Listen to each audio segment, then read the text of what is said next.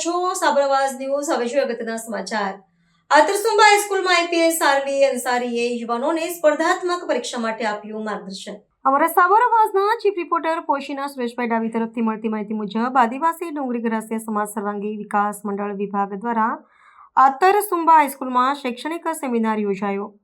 તારીખ 1 ફેબ્રુઆરીના રોજ સ્પર્ધાત્મક શ્રી પરીક્ષાની તૈયારી કરતા યુવાનોના માર્ગદર્શન માટે મંડળ તરફથી એક સેમિનાર યોજવામાં આવ્યો।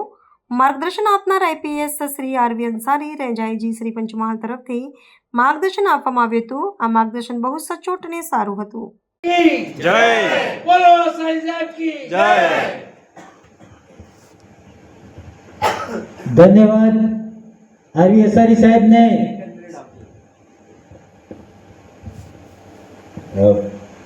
સાહેબ દરિયાની વાત કરે છે કે દરિયો આજે આ બાજુ આવે છે, એવું નથી હોતું। ધન એકત્રિત કરવા માટે કણકણ ભેગું કરવું પડે। ધનવાન બનવા માટે ધન એકત્રિત કરવા કણકણ ભેગું કરવું પડે, પણ ગુણવાન બનવા માટે ક્ષણ ક્ષણ ભેગી કરવી પડે છે। આ વસ્તુ લાઈફમાં તમે બધા યાદ રાખજો, બરાબર છે? Thank you. ના સૌજન્યથી જે નવીન પુસ્તકો એકદમ કોમ્પિટિટિવ એક્ઝામ માટે જે ખૂબ જરૂરી છે એવા પુસ્તકો સાહેબશ્રીના હસ્તે વિતરણ કરવાનું છે।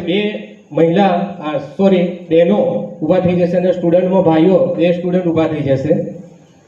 એ બહેનો ઊભા થઈ જાઓ, તરત જ સાહેબ પાસે આવીને આ જે પુસ્તક વિતરણનો પણ થોડો કાર્યક્રમ છે એને તમે સાહેબશ્રીના હસ્તે ગ્રહણ કરો, લઈ લો। તમે આવી જાઓ 2 બહેનો।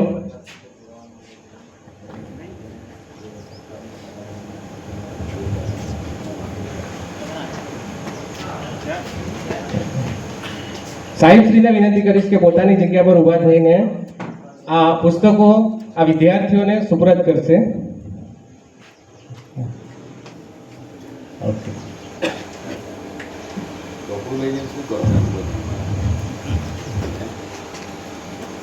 એક એક પાનું વાંચી નાખો, 10 મારું રેડીમાંથી સેક્ટર કરવાનું।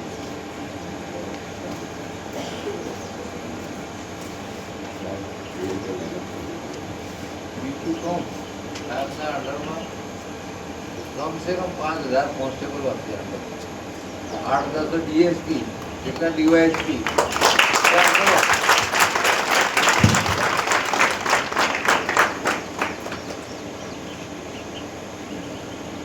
घर बैठे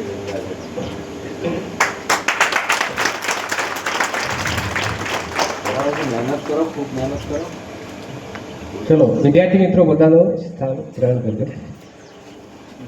સરને એક વિનંતી કરીશ, અંસારી સાહેબ, મહેમાનશ્રી, હવે આયોજક મિત્રોનો એક એવો વિચાર છે કે આ જે પુસ્તકો બાળકોને અત્યારે આપવાના છે કે હજી બાકી છે, એમના આ જે સ્ટોલ છે, થોડા વર્ષોથી સાહેબશ્રી દ્વારા એના સ્ટોલ ઊભા કરવામાં આવે છે બિરસા મુંડા લાઇબ્રેરી તરફથી। જે આપણે પેલો કાર્યક્રમ હોય 9મી ઓગસ્ટનો કે એવા ઘણા બધા કાર્યક્રમો હોય, ત્યાં આ યુવાનો ઊભા છે એ સતત આખો દિવસ નહીં પણ એના આગળ પાછળના બધે દિવસ રહી અને ત્યાં સ્ટોલ નિર્માણ કરે છે અને એ સ્ટોલ નિર્માણ પરથી જે પ્રોફિટ થાય છે એ પ્રોફિટથી આ બાળકોને આ પુસ્તકો આપવામાં આવેલા છે। એના માટે કોઈ ફંડ ફાળો ઉઘરાવ્યો નથી। એ ખૂબ ખૂબ તાળીઓથી વધાવી લો। આનંદભાઈ સાહેબનો આ ખૂબ પ્રયત્ન છે, ગમે ત્યાં દૂર રહેતા હોય નોકરીના અર્થે, પરંતુ સતત અહીં સાથે સંપર્કમાં છે, દિલથી તો અહીં જ છે આ યુવાનો પાસે, અને સતત શૈક્ષણિક અને વ્યાવસાયિક ક્ષેત્રે મારો વિસ્તાર કે મારા સમાજના બાળકો આગળ વધે એના માટે, અને એમનું કામ આ ટીમ ઉપાડી લે છે। આ ટીમ સમગ્ર સામે આવી અને સાહેબશ્રીનો આ સાથે સાહેબશ્રી તમારું સન્માન કરશે। સમગ્ર ટીમ સામે આવી જાઓ, હું નામથી ઓળખતો નથી, સોરી, માફ કરજો, પરંતુ સમગ્ર ટીમ સામે આવી જાઓ। હું તમારા જેવા બાળકો માટે ગાંધીનગરમાં એક એકેડેમી ચલાવું છું, આર્ચી એકેડેમી। ઘણા બધા વિજયનગરના વિદ્યાર્થીઓ એ એકેડેમીમાં આવે છે, એકદમ ફ્રી અને નિઃશુલ્ક છે। તમારે ત્યાં જો રહેવાની સગવડ હોય, તમે ગ્રુપમાં રહી શકતા હો તો ત્યાં તમે ચોક્કસપણે તમે કોચિંગ માટે આવી શકો છો, એકદમ ફ્રી છે। જો કંઈ આર્થિક અગવડતા હોય તો તે બ્રિજેશભાઈ છે ત્યાં એનું સંચાલન કરે છે, એમને મળી અને તમે 5-5, 10-10ના ગ્રુપમાં કોઈ જગ્યાએ રૂમ રાખીને રહો તો તમને કોચિંગની સુવિધા ફ્રી આપણે ગાંધીનગર માત્ર ટ્રાઇબલ વિદ્યાર્થીઓ અને વિદ્યાર્થીઓ માટે આપીએ છીએ। તો જોઈ લેજો તમે, બરાબર છે?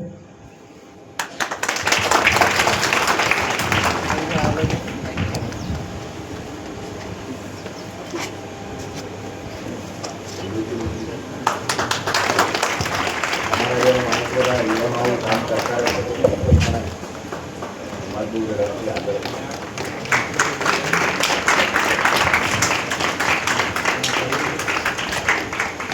અને વિજયનગર નોકરી અને ભણતરના ક્ષેત્રે ઘણું બધું આગળ બરાબર.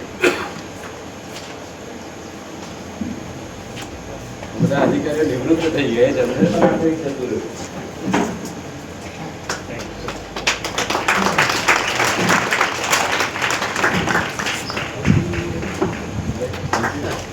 તૈયાર કરો છોકરાઓને કોન્ફિડન્સ આત્મવિશ્વાસ આપણા છોકરાઓને કોઈ અધિકાર નથી.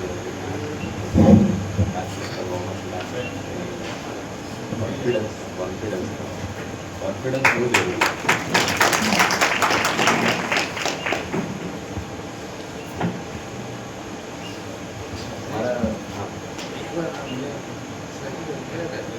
હા એ દેવતા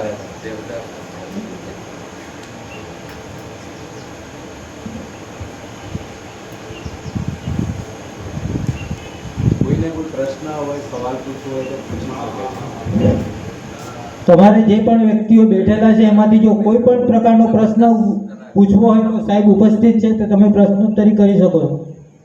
વિદ્યાર્થી ભાઈ બહેનો પ્લીઝ એક પ્રશ્ન તો થવો જ જોઈએ, એક નહીં અનેક થવા જોઈએ, પણ પ્રશ્ન સાહેબને પૂછો. તમે તમારો આત્મવિશ્વાસથી આ કોમ્પિટિટિવ એક્ઝામ વિશે કે તમે કોઈ પણ પ્રશ્ન જીવન વિશે બહેનોમાંથી અને ભાઈઓમાંથી પૂછવો જરૂરી છે. સરને કીધું છે. આપણે કહેતા બોલે એને બોલાવે છે. હા હવે બોલો, હવે હસતા થયા છે બેનો. બીજી બી વાત છે, નહીં બોલાવવામાં 9 ગુણ. એટલે સાહેબે વાત કરી કે પાલ પટ્ટો સેલ પટ્ટો ને આપણે જ આપણા પટ્ટાની અંદર જોરદાર હોવા જોઈએ, એ રીતેનો કોન્ફિડન્સ હોવો જોઈએ. પોતાની જાત સાથે સ્પર્ધા કરો, પોતાની જાત સાથે સ્પર્ધા કરો અને પોતાને જ મોટિવેશન બનાવો, પોતે જ પોતાની પ્રેરણા બનાવો. બરાબર કે પોતાની જાત સાથે સ્પર્ધા કરો, પોતાની સાથે કે નહીં કે હું તારી સાથે સ્પર્ધા કરું છું. અને અહીંયા તો બહુ શક્તિશાળી અને સાહેબે કીધું એમ આખી સુરવીરોનો ભૂમિ છે. મહારાણા પ્રતાપ એમનો છેલ્લો સમય આ વિસ્તારની અંદર કાઢ્યો. એ વિસ્તારના લોકો કેવા હોય, એ લોકોને ક્યારેક દશરથ માંજીની વાર્તા એમને કહેજો ક્યારેક. બરાબર છે. દશરથ માંજીના પત્ની બીમાર હોય છે અને દવાખાને નથી લઈ જઈ શકતા રસ્તાઓના અભાવના કારણે. પહાડી ક્ષેત્રમાં રહેતા હતા. એટલે નક્કી કરે છે કે આજે મારી પત્નીનું મૃત્યુ થયું, ભવિષ્યની અંદર મારા ગામમાંથી કે મારી આજુબાજુના વિસ્તારના કોઈ લોકોના મૃત્યુ ના થાય એ માટે એણે પહાડ તોડવાનું શરૂ કર્યું. દશરથ માંજી અને એકલો કામ કરવા માંડ્યો, આ ટીટોડીની જેમ. પછી આમ કરતાં કરતાં લોકોએ કીધું કે યાર આખો પહાડને કઈ રીતે તોડવો, કઈ રીતે રસ્તો બનાવવાનો. દશરથ માંજીએ એ જ વાત કરી ટીટોડીની જેમ કે તમે મને મારું કામ કરવા દો, તમે મને મદદ ના કરો તો કંઈ વાંધો નહીં. પણ પછી ધીમે ધીમે લોકો જોડાતા ગયા અને આખા પહાડને તોડીને લોકોએ રસ્તો બનાવ્યો. આજે પણ એ દશરથ માંજીની વાર્તા NCERTની બુક્સની અંદર કહેવામાં આવે છે કે એક વ્યક્તિ ધારે પોતાની જાત સાથે સ્પર્ધા કરે તો એક વ્યક્તિ શું ના કરી શકે. અને તમે તો નવા ભારતના ટેકનોલોજી યુગમાં જન્મેલા જેનજી જનરેશન કહેવાય. એ ગમે તે કરી શકે. કોઈને કંઈ પૂછવું હોય તો કહો.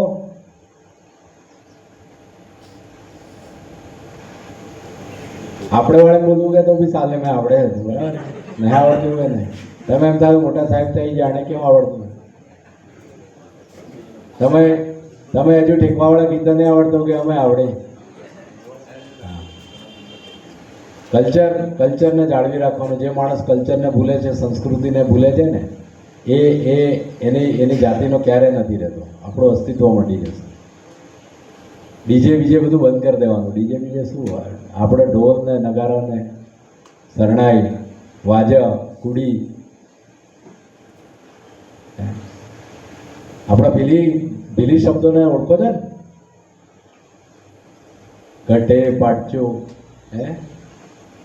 તળ. વાર્તા છે સાગર અને ટીટોડીની. એ તમે લોકોએ કવિતામાં પણ વાંચી હશે, કદાચ સાંભળી પણ હશે. સાગર ટીટોડીના ઈંડા લઈ લે છે અને ટીટોડી સાગરને વિનંતી કરે છે કે મારા ઈંડા પાછા આપી દે. સાગર કહે છે કે નહીં, હું તારા ઈંડા પાછા નહીં આપું. ટીટોડી કહે છે કંઈ વાંધો નહીં. ટીટોડી જીદે ચડે છે અને કહે છે કે હું તને ખાલી કરી નાખીશ. હવે સમુદ્ર ટીટોડીથી ખાલી થાય? પણ એ ચેલેન્જ આપે છે, એનું કામ શરૂ કરે છે. તમે સમજજો આ વાત. આપણે પણ ટીટોડી છે.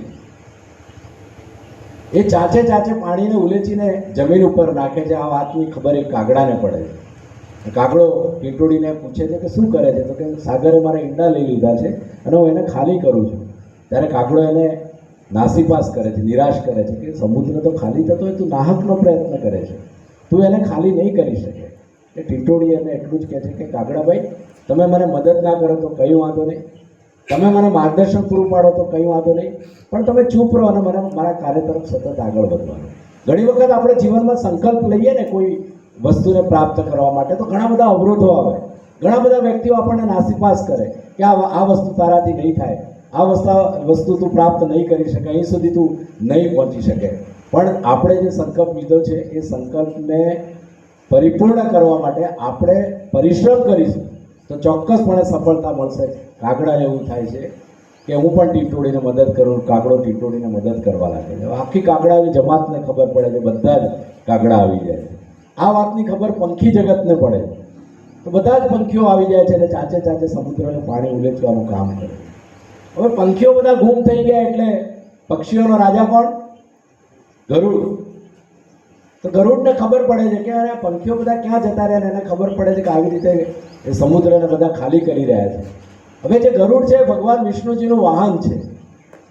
એ સ્વર્ગલોકમાંથી પૃથ્વીલોક તરફ આવે છે. સમુદ્ર એને જોવે છે કે ગરુડ આવી રહ્યું છે, ત્યારે એને લાગે છે કે જો ગરુડ આવશે અને ગરુડ પણ આ મદદમાં જોડાશે તો ભગવાન વિષ્ણુજી પણ આવશે, અને ભગવાન વિષ્ણુજી પણ આવશે તો આ મને ખાલી કરી નાખશે અને મારા અસ્તિત્વને પૂરું કરી નાખશે. ગરુડ જેવું નીચે આવે છે એવું સાગર ટીટોડીને ઈંડા લઈને આવે છે અને કહે છે કે ટીટોડી, સોરી, માફ કરજે, આ તારા ઈંડા હું તને પાછા આપું. વાર્તાનો ઉદ્દેશ સાર એટલો જ છે કે કોઈ વ્યક્તિ એક વખત નક્કી કરી લે કે મારે આ કરવું જ છે તો એ ચોક્કસપણે એ વાતને પૂરી કરી શકે છે. અને જે કાગડાની અને બીજા બધાની વાત કરી એ પ્રમાણે તમે કોઈ વ્યક્તિ જ્યારે કંઈક પ્રાપ્ત કરવા માટે મહેનત કરતો હોય ત્યારે એને માર્ગદર્શન પૂરું પાડો, એને નાસીપાસ ના કરો. તમારામાંથી ઘણા બધા સફળ થઈ જશે. અહીંયા એલઆરડીની પરીક્ષા ઘણા બધા પાસ પણ કરી દીધી હશે, પણ જ્યારે તમે એક હોદ્દા ઉપર જાઓ ત્યારે જે નથી થયા એને પણ સાથે લઈને જાઓ. તમારી શક્તિઓને તમે વ્યવસ્થિત રીતે તમે ઉપયોગ કરશો તો ચોક્કસપણે તમે તમારા જીવનની અંદર સફળ થશો. નિરાશ થવાની સહેજ પણ જરૂર નથી. નિષ્ફળતા નામનો કોઈ શબ્દ જ નથી. નિષ્ફળતાઓ આપણને જીવનમાં શીખવાડવા માટે આવતી હોય છે. એ આપણને હતાશ કરવા માટે નથી આવતી હોતી. આપણે ત્યાં ઊભા રહી જવાનું નથી. એટલે સમય જોડે વ્યક્તિ ઊભો રહી ગયો તેમ ઊભા રહી જવાનું નથી. આ નિષ્ફળતાઓમાંથી શીખી અને આપણે આગળ વધવાનું છે. આપણે સ્કૂલના ભીત દિવાલ ઉપર વાક્ય લખેલું જોયું છે કે નિષ્ફળતા એ જ સફળતાની ચાવી છે. નિરંતર પ્રયાસ, સતત એફર્ટ કરો કંઈક વસ્તુને પ્રાપ્ત કરો. નિરંતર પ્રયાસ એ જ સફળતાની નિશાની છે. સપનાઓ જુઓ, સપનાઓને સાકાર કરવા માટે મહેનત કરો. હવે તમને એવું લાગશે કે સાહેબે સપનાઓ જ્યાં રોજ રાતે ઊંઘી જઈએ છીએ, સપનાઓ આવે છે અને સવારે અદ્રશ્ય થઈ જાય. હું રાત્રે સપના જોવાનું નથી કહેતો, તમે તમારા જીવન માટે દિવસે સપનાઓ જુઓ. એપીજે અબ્દુલ કલામ સાહેબ કહે છે કે તમે દિવસે સપનાઓ જુઓ અને એ સપનાઓને સાકાર કરવા માટે તમે પરિશ્રમ કરો તો તમારા સપનાઓ 100% સાકાર થશે. રાત્રિના અંધકારમાં આવેલા સપનાઓ એ સવારમાં જેમ ઘાસ ઉપર ઝાકળ બિંદુ સૂરજનું કિરણ પડતા અદ્રશ્ય થઈ જાય છે, એવી જ રીતે રાત્રે જોયેલા સપનાઓ પણ અદ્રશ્ય થઈ જાય છે. પણ દિવસે જોયેલા સપનાઓ એ ક્યારેય અદ્રશ્ય થતા નથી. એના માટે ફક્ત આપણે પુરુષાર્થ કરવો પડે છે. અને પુરુષાર્થ કરશું તો સફળતા આપણને ચોક્કસપણે મળશે. એક લક્ષ્યને નક્કી કરો. તમે અલગ અલગ જગ્યાઓ પર ઘણું બધું વિચારશો તો તમે નહીં કરી શકો, પણ તમારા હાથ વગું શું છે, તમારી સામે શું દેખાય છે, એને પ્રાપ્ત કરવાની તમે કોશિશ કરશો તો તમને ચોક્કસપણે સફળતા મળશે અને તમે જે નક્કી કર્યું છે એ ક્ષેત્રમાં તમે જઈ શકશો. અહીંયા ઘણી બધી દીકરીઓ બેઠી છે, એમને એટલું જ કહું છું કે તમે લોકો જ્યાં સુધી સક્ષમ ના બનો, કંઈક પ્રાપ્ત ના કરો, કોઈ જગ્યા ઉપર પહોંચો નહીં ત્યાં સુધી તમે અભ્યાસને છોડો નહીં. કેમ કે આપણે કહીએ છીએ કે દીકરી એ બે ઘરને તારે છે. શિક્ષિત દીકરી, એક સક્ષમ દીકરી, આર્થિક રીતે પગભર જે દીકરી છે એ જ્યારે પરણીને સાસરે જશે ત્યારે એ કુટુંબને તારવામાં પણ એનો કેટલો બધો અમૂલ્ય ફાળો હશે. અહીંયા જે બહેનો બેઠા છે એ પણ અથાગ પરિશ્રમ કરીને એક સ્ટેજ ઉપર એ પહોંચ્યા હશે, કેટલો બધો પરિશ્રમ કર્યો હશે. અને હંમેશા મા બાપની આજ્ઞાનું પાલન કરો, કેમ કે તમને આ જગ્યા ઉપર પહોંચાડવા માટે મા બાપ એના સપનાઓ વેચે છે, કેટલો બધો પરિશ્રમ કરે છે. આપણે આપણા પૂર્વજોના આભાર માનવો પડે, એમને વંદન કરવા પડે, કેમ કે વર્ષો પહેલાં આપણી પાસે કશું જ નહોતું, પણ એમણે કેટલો બધો કઠોર પરિશ્રમ કર્યો, સંઘર્ષ કર્યો, સમસ્યાઓના પડકારોનો સામનો કર્યો, થોડી થોડી શિક્ષા પ્રાપ્ત કરીએ, શિક્ષા પ્રાપ્ત કરીને આપણને પૂર્ણ શિક્ષણ પ્રાપ્ત કરવા તરફ એમણે આગળ રસ્તો બતાવ્યો અને એમને એમનું જીવનની અંદર સમર્પણ આપ્યું, બલિદાન આપ્યું. એટલા માટે આજે અમારા જેવા અધિકારીઓ બન્યા છે, સાહેબ જેવા અધિકારીઓ એમના જીવનનો શ્રેષ્ઠ તબક્કો સરકારી સેવામાં આપી અને નિવૃત્ત થયા છે અને તમને માર્ગદર્શન પૂરું પાડવા માટે અહીંયા બેઠા છે. તો મા બાપ તમને કંઈક બનાવવા માટે, કોઈક જગ્યાએ પહોંચાડવા માટે એમના સપનાઓ વેચે છે. એ વેચેલા સપનાઓને પાછા ખરીદવા માટે આપણે કંઈક બનવું પડશે, આપણે મહેનત કરવી પડશે અને મા બાપે વેચેલા જે સપનાઓ છે, સપનાઓ પાછા લાવીને એમને પરત કરવા પડશે. તો જ આપણે એક સંતાન તરીકેનું જે આપણું ઋણ છે એ ઋણ આપણે ચૂકવી શકીશું. આ તબક્કે આનંદભાઈ અને આખી સર્વાંગી વિકાસ મંડળે મને અહીંયા બોલાવ્યો, બોલવાની તક આપી, એના માટે હું એમનો ખૂબ ખૂબ આભાર માનું છું. અને છેલ્લે તમને એટલું જ કહીશું કે રાહી કો નહીં મિલતી મંજિલ, રાહી કો नहीं मिलती मंजिल, एक आग सा दिल में जगाना पड़ता है. राही को नहीं मिलती मंजिल, एक आग सा, एक जुनून सा दिल में जगाना पड़ता है. किसी ने चिड़िया को पूछा कि कैसे बनता है आशियाना, चिड़िया ने पूछा कि तिनका तिनका उठाना पड़ता है, तब जाके बनता है आशियाना, तब जाके बनता है घोंसला. પ્રેરણા અને માર્ગદર્શન મેળવવા માટે બહુ દૂર જવાની જરૂર નથી. ક્યારેક ઘરે બેઠા બેઠા ચકલી માળો બનાવતી હોય ત્યારે એને ઓબ્ઝર્વ કરો, સુગડી માળો બનાવતી હોય ત્યારે એને ઓબ્ઝર્વ કરો, કેટલી બધી મહેનત કરે છે, તીનકું તીનકું જમા કરીને એક સુંદર મજાનો માળો બનાવે છે. એને જોઈને જ આપણે શીખવાનું છે કે આપણા જીવનને પણ સુંદર બનાવવા માટે આપણે કેટલી મહેનત કરવી પડશે. રાહ पे चले हैं तो मंजिल तो जरूर मिलेगी, रात पर चले हैं तो मंजिल तो जरूर मिलेगी. कभी सुना है कि अंधेरों ने सवेरा नहीं होने दिया? પડે છે ને સવાર. તો એક વખત નક્કી કરીને રસ્તાઓ કઈ દિશા તરફ જવું છે તમે નક્કી નથી કરી શક્યા. તમે ગ્રેજ્યુએટ થાવ કે 12મું પાસ થાવ એના પછી તમે કઈ દિશા તરફ જવું છે નક્કી ના કરી શકો. તમારો બેઝ પ્રાઇમરી હોવો જોઈએ. જ્યારે તમે પ્રાથમિક શિક્ષામાં ભણતા હો, તમારા નાના ભાઈ બહેન અત્યારે ભણતા હશે, એમને કહેજો કે અત્યારથી તમારે નક્કી કરવું પડશે કે તમારે શું બનવું છે, કઈ દિશા તરફ તમારે જવું છે. આપણી જે શક્તિઓને છે ઘણી વખત આપણે એક જ દિશા તરફ ચાલ્યા કરીએ છીએ. આપણી અંદરની રહેલી ટેલેન્ટને આપણે ઓળખતા નથી. મા બાપ પણ કદાચ વિદ્યાર્થીઓની ટેલેન્ટને ઓળખવામાં ભૂલ કરે છે. તમે બાળકોને પૂછો કે એને શું ગમે છે. જો મને શરૂઆતથી જ એવી તક આપવામાં આવી હોત તો કદાચ મારું 1 વર્ષ બગડ્યું ના હોત અને 1 વર્ષ જલ્દી હું ઓફિસર બની શક્યો હોત. કેમ કે મારે સાયન્સમાં નહોતું જવું, પણ એ વખતે કોઈ તક નથી, કેમ કે જે મા બાપ કે એ માનવું પડતું. એટલે અત્યારે પહેલાં સૌપ્રથમ તો તમારે એ નક્કી કરવું પડે કે તમારી ક્ષમતા શેમાં છે. દાખલા તરીકે તમે બહુ સારા સ્પોર્ટ્સમેન છો તો તમારે સ્પોર્ટ્સ તરફ કેરિયર બનાવવું જોઈએ. તમે સારું લખી શકો છો, સારું બોલી શકો છો તો તમારે સારા સારા પુસ્તકો લખવા તરફ તમારું ધ્યાન કેન્દ્રિત કરવું જોઈએ. તમે ખેતીવાડીમાં નવા નવા ઇનિશિયેટિવ તમે કરી શકો છો તો ખેતીના ક્ષેત્રની અંદર પણ તમે સારી રીતે કામ કરીને રોજગારી પ્રાપ્ત કરી શકો છો. આપણા સમાજના વિદ્યાર્થીઓનું લક્ષ્ય એકમાત્ર નોકરી છે. બધાને નોકરી નથી મળવાની. એટલા માટે જ આપણે આપણો સર્વાંગી વિકાસ કઈ રીતે કરવો એ ખૂબ જ મહત્ત્વનું છે, ખૂબ જ જરૂરી છે. અત્યારે આપણે દરેક ક્ષેત્રની અંદર જોઈએ છે કે મહિલાઓની જે શિક્ષા છે એ છોકરાઓ કરતાં વધારે સારી રીતે એ લોકો પરિપૂર્ણ કરે છે. અને ક્યાંક ને ક્યાંક છોકરાઓ પાછળ પડી ગયા છે. ઘણા બધા વક્તાઓએ મોબાઈલની વાત કરી. મોબાઈલ મિત્રો જાણકારી માટે અને કમ્યુનિકેશન માટેનું સાધન છે. એ રમત રમવા માટેનું સાધન નથી. વ્યર્થ સમય એની પાછળ કાઢવા માટેનું સાધન નથી. એ તમે દુનિયાની જાણકારી પ્રાપ્ત કરો, કમ્યુનિકેશન રાખો એકબીજાની સાથે. એ રીતે તમે એનો ઉપયોગ કરશો તો એ તમને ઘણી બધી જાણકારી આપશે. પુસ્તકની પણ જરૂર નહીં પડે. તો તમે મોબાઈલનો ઉપયોગ પોઝિટિવ કરો. અને સાહેબે કહ્યું એમ કે 24 કલાક આપણા સાથે કેટલા કલાક જોડાયેલા હોય છે? 24 કલાક. એક દિવસના 24 કલાક હોય. ચલો 24 કલાકમાં આપણે 8 કલાક ઊંઘી જઈએ, બરાબર છે? તો કેટલા કલાક રહ્યા? 16 કલાક. 4 કલાક આપણે કંઈ જ ના કરીએ, બસ કંઈ કરીએ જ નહીં, કે કામ ધંધા વગર બેસી રહીએ. 4 કલાક એમાં આપણે વેડફી નાખીએ તો કેટલા કલાક રહ્યા આપણી પાસે? 12 કલાક રહ્યા. બીજા 4 કલાક આપણે કંઈક નાનું મોટું કામકાજ કરીએ અને એમાં આપણે કાઢી નાખીએ તો કેટલા કલાક બાકી રહ્યા? 8 કલાક. 8 કલાકની અંદર બી બીજા 2 કલાક કશું જ નથી કરો. ચલો રમવું છે, ખાવું છે, કૂદવું છે, તો એ તમારી પાસે 6 કલાક રહ્યા. તમે પ્રોપર સમયનું આયોજન કરશો તો ચોક્કસપણે તમે અત્યારે જે ઉદ્દેશ્ય સાથે અહીંયા બેઠા છો એને તમે પ્રાપ્ત કરી શકશો. તમારા લક્ષ્યને તમે ચોક્કસપણે એ દિશા તરફ તમે આગળ વધી શકશો.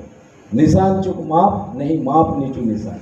નિશાન તો માત્ર તમે એલઆરડી તમારું લક્ષ્ય ના હોવું જોઈએ. એલઆરડીની પરીક્ષા આવી, દોડ્યા, તૈયારીઓ કરી, એમાં પાસ થઈ ગયા, એ લક્ષ્ય ના હોવું જોઈએ. તમારું લક્ષ્ય ઉચ્ચ હોદ્દા પ્રાપ્ત કરવા તરફનું હોવું જોઈએ. કે તમારે હજી આગળ વધવું છે અને કંઈક મોટા અધિકારી બનવું છે, મોટા વ્યક્તિ બનવું છે, બિઝનેસમેન બનવું છે, સારા પ્રોફેસર બનવું છે. તો લક્ષ્યને હંમેશા તમે ઊંચું રાખો અને એના માટે તમે સતત પ્રયત્ન કરશો તો ચોક્કસપણે તમને સફળતા મળશે. અને જીવનની અંદર જ્યારે પણ તમે સફળ થાઓ, કોઈ પણ ક્ષેત્રની અંદર સફળ થાઓ, ત્યારે આપણા જીવનની અંદર ક્યારે અહંકાર આવવો ના જોઈએ.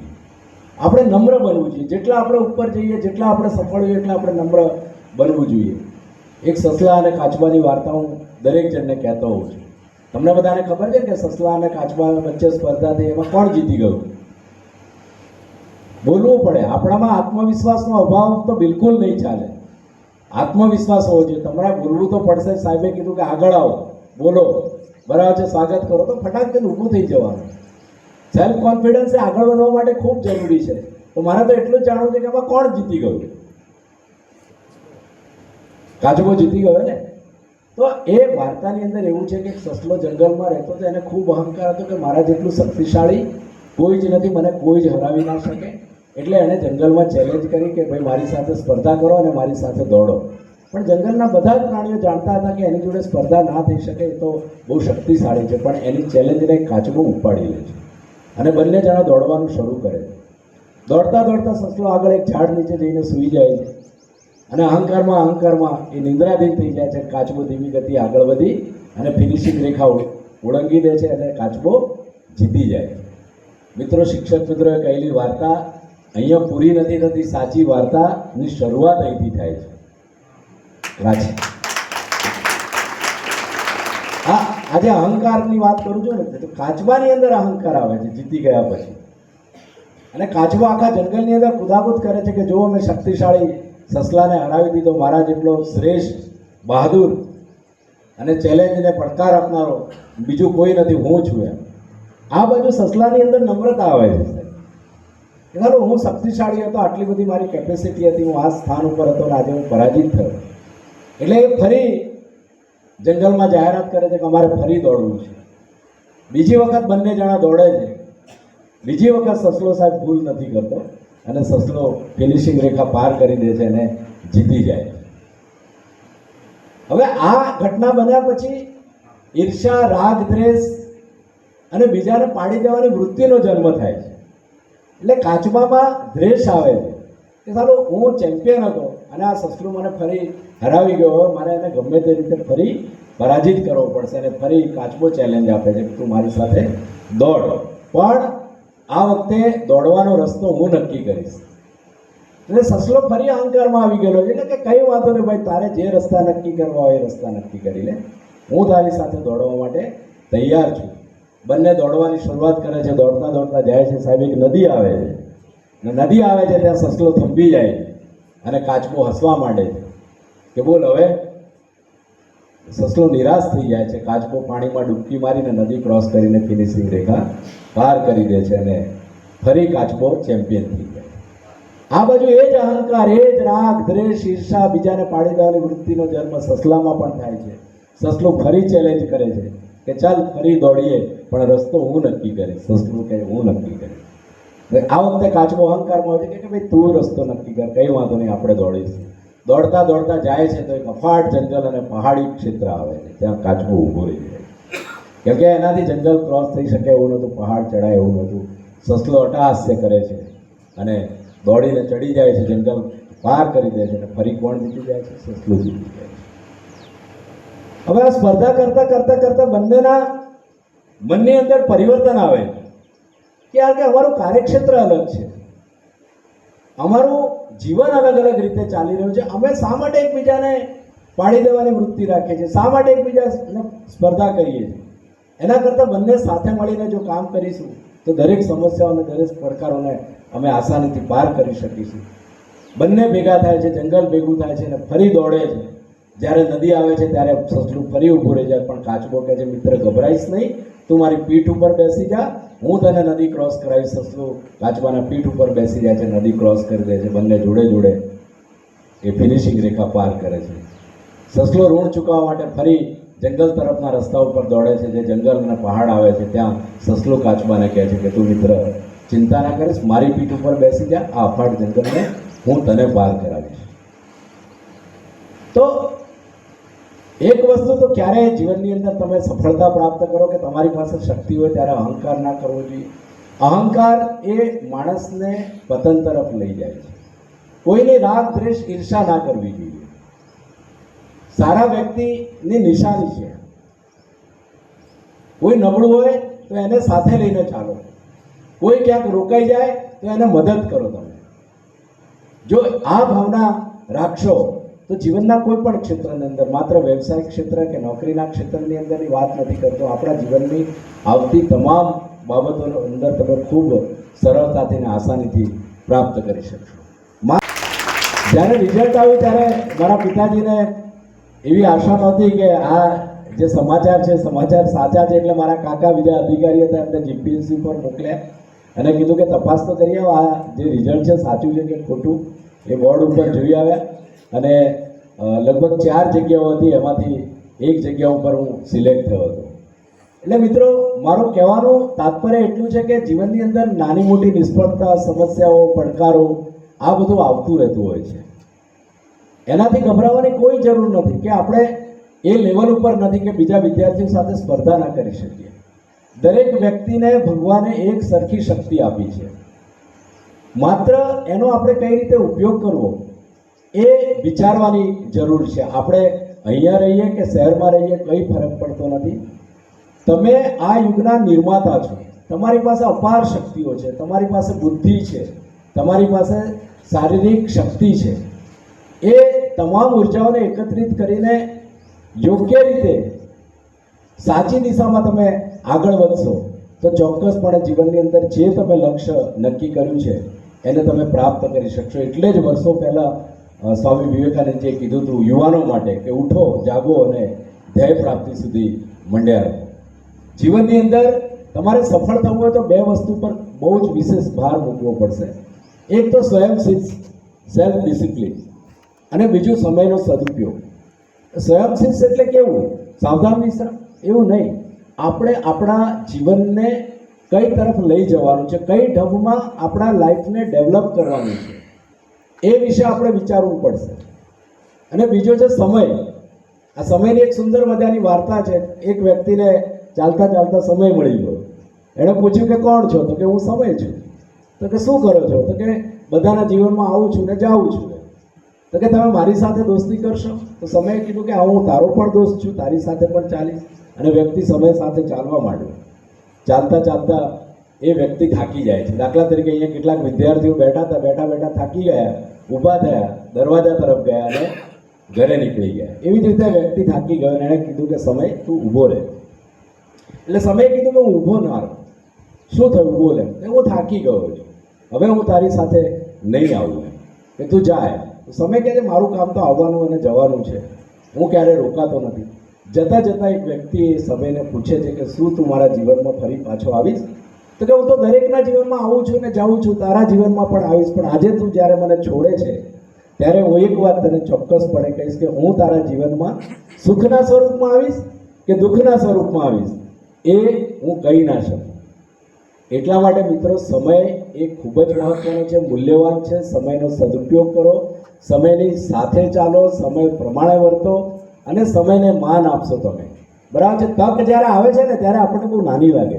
ઓપોર્ચ્યુનિટી લાઈફની અંદર જ્યારે આવે ને ત્યારે આપણને ખૂબ નાની લાગે, પણ તક જ્યારે આપણા જીવનમાંથી જતી રહે ને ત્યારે આપણને બહુ મોટી લાગે. એટલા માટે જ આપણા શિક્ષકો અને આપણા વડવાઓ આપણને કહેતા કે સંપત ગઈ તે સાંભળે છે, ગયા વળે છે વહાણ, ગત અવસર આવે નહીં ને ગયા ના આવે પ્રાણ. સંપત્તિ જીવનમાંથી એકવાર જતી રહે ને તો એને મહેનત કરીને ગમે ત્યારે પ્રાપ્ત કરી શકાય. પરદેશમાં ગયેલા વહાણો તમામ વાવાઝોડા, તમામ તોફાનો, તમામ અવરોધોને ઓળંગીને એ જ્યાંથી ગયા છે ત્યાંથી જરૂર પાછા આવે, પણ ગયેલો સમય અને શરીરમાંથી નીકળેલો પ્રાણ આ બે વસ્તુ ક્યારેય પાછી નથી આવતી. જીવનની અંદર આ વસ્તુ ખાસ યાદ રાખવાની. સ્પર્ધાત્મક પરીક્ષાઓની તૈયારી તો ચોક્કસપણે આપણને સફળતા મળશે. જીવનના રસ્તા ઉપર ચાલતી ગાડી ક્યારેક અચાનક પેટ્રોલ ખલાસ થઈ જાય અને રસ્તા ઉપર ઊભી રહી જાય, ટેકનિકલી ક્ષતિ આવે અને રસ્તા ઉપર ઊભી રહી જાય, તમે કોઈ ડેસ્ટિનેશન, કોઈ જગ્યા ઉપર તમારે પહોંચવું છે અને ખોટકાઈ જાય ગાડી, તો શું કરશો તમે? શું કરવા? ઊભા રહી જશો? બેસી રહેશો કે આ ચાલુ થાય ત્યારે હું મારા ડેસ્ટિનેશન, મારા લક્ષ્ય સુધી પહોંચું? નહીં, ત્યાં આપણે ડીઝલ પેટ્રોલની વ્યવસ્થા કરવી પડશે. ટેકનિકલ ક્ષતિ થઈ હશે તો આપણે હેલ્પરને બોલાવવો પડશે, ફરી ગાડીને સ્ટાર્ટ કરવી પડશે અને ચાલુ કરશું ગાડી આપણે, તો જ આપણા લક્ષ્ય સુધી પહોંચી શકું. આપણા જીવનમાં પણ એવું છે. આપણે ચાલતા ચાલતા ક્યારેક ઊભા રહી જઈશું, સમસ્યાઓ આવશે, મોટા મોટા પડકારો આવશે, વિઘ્નો આવશે, તો શું આપણે એ પડકારો અને વિઘ્નો આવે ત્યારે ઊભા રહી જવા? નહીં, આપણી જાતને ફરી ઉર્જાવાન બનાવીને આપણે જો સતત ચાલતા રહીશું, આગળ વધશું, તો ચોક્કસપણે આપણે આપણા લક્ષ્ય સુધી પહોંચી શકીશું. આ તબક્કે આપ સૌએ મને શાંતિથી સાંભળ્યો એ માટે આપનો ખૂબ ખૂબ આભાર માનું છું, અને આદિવાસી સર્વાંગી વિકાસ મંડળે મને તક આપી અહીંયા બોલવાની, એના માટે પણ આભાર માનું છું. એકચ્યુઅલ મિત્રો, હું તમારા માટે જ આવ્યો હતો. મારા દીકરાના લગ્નની તૈયારીઓ ચાલે છે, પણ મિત્રોએ ખૂબ વિનંતી કરી કે સાહેબ આવો અને થોડી વાતો અમારા બાળકો સાથે કરો, એટલે સ્પેશિયલ તમારા માટે આવ્યો. તો અમારા કહેલા શબ્દો ચોક્કસપણે યાદ રાખજો. એક વખત એક કલેક્ટરશ્રી એક સ્કૂલમાં આવ્યા અને અમારી જ શાખાના એક અધિકારી, ત્યાં વિદ્યાર્થી હતા એ વખતે, એમની ગાડી જોઈને એને મનમાં એવું લાગ્યું કે મારે પણ આ ગાડીમાં બેસવું છે. બરાબર છે. તો માત્ર કલ્પના કરવાથી પણ એ બનવા માટે એમણે સ્કૂલના લેવલ પરથી ખૂબ પરિશ્રમ કર્યો, ખૂબ મહેનત કરી, ખૂબ વાંચન કર્યું અને આજે એ અમારા વિભાગની અંદર ફરજ બજાવે છે. એટલે આ વિચાર અને માર્ગદર્શકો તરફથી નીકળેલા ઉદ્ગારો એ તમારા જીવનમાં પરિવર્તન લાવવા માટે હોય છે, માત્ર સાંભળવા માટે અને સમય પસાર કરવા માટે નથી હોતા. તમે આમાંથી શીખી અને તમારા વ્યક્તિત્વને તમે ખૂબ સારી રીતે નિખારી શકો છો એવી મને ચોક્કસપણે આશા છે. તમે યુવા ભારતના પાયાસ્તંભ છો. 2047નું ભારત એ વિકસિત ભારત બનાવવાની સંકલ્પના છે. એ દિશા તરફ જવા માટે તમારે પ્રયત્ન કરવો પડશે. ઘણી વખત આપણને લાગે કે આપણે દેશ માટે આપણે શું કરવાનું છે, પણ નાની નાની વસ્તુઓ તમે શારીરિક રીતે ફિટ રહીને ફિટ ઇન્ડિયા મુવમેન્ટને તમે આગળ વધારી શકો છો. તમે સ્વચ્છતા જાળવીને સ્વચ્છ ભારતના નિર્માણમાં તમે તમારી અગત્યની ભૂમિકા તમે આપી શકો છો. નાની નાની ઘણી બધી બાબતો છે દેશ માટે કરવા માટે.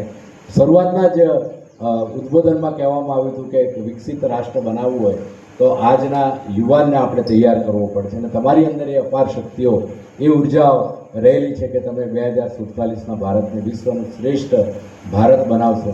આપણે માત્ર મુખ સાક્ષી નથી બનવાનું, પણ એના સહભાગીદાર બનવાનું છે જીવનમાં. હંમેશા આ વસ્તુ યાદ રાખજો. જય હિન્દ, જય જય ગરવી ગુજરાત, ભારત માતા કી જય. Thank you.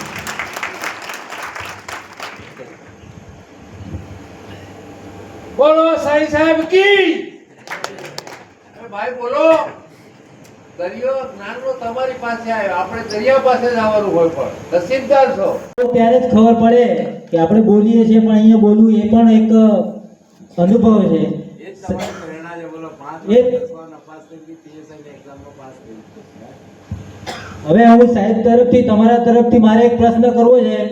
હવે આમ જોવા જાઓ તો સાહેબના નજરમાં તમે જેટલા બેઠેલા છો એટલા સાહેબ જેવા બનો, અને સાહેબ જો તમારી જ્યારે પણ જરૂર પડે તો સાહેબનો મોબાઈલ નંબર પણ લઈ શકો છો, અને કોઈ પણ સમયે કઈ બી જરૂરિયાત ઊભી થાય તો સાહેબ તમને મદદ કરશે એવી હું સાહેબને જાહેરમાં પણ તમને અપીલ કરું છું, અને કરશે જ. એ આપણા સમાજના વ્યક્તિ છે અને એ સમાજને આગળ લાવવા માટે એક તમને એમના જેવી રીતે આજે બેઠા છે સ્ટેજ પર એવી રીતે તમને પણ જોશે. જે સાહેબની આગળ પાછળ 5000 જેટલા જે આપણે કોન્સ્ટેબલો છે, સાહેબને જ્યારે વર્દીમાં જોઈએ ત્યારે ખબર પડે કે એમની પર્સનાલિટી શું હોય. જ્યારે આપણે જોઈએ છે કે ગાડી હોય અને આજુબાજુ કેવા દોડતા હોય છે ત્યારે આપણને ખબર કે આ પર્સનાલિટી કેવી હશે. તો આપણે પણ એવા બનવું જોઈએ. અને સાહેબને તથા બિરાજમાન જે સ્ટેજ પર વ્યક્તિઓ છે બધાને કહું કે જે સમાજ માટે કંઈ પણ એ લોકોને પ્રોત્સાહન કરો, અને આવી મિટિંગો થાય ત્યારે તમે હાજરી આપો એવી અમારી એક નમ્ર વિનંતી છે. અને કંઈ પણ હજી પ્રશ્ન ઊભો થતો હોય તો તમે પેલું કરી શકો છો. છે પ્રશ્ન?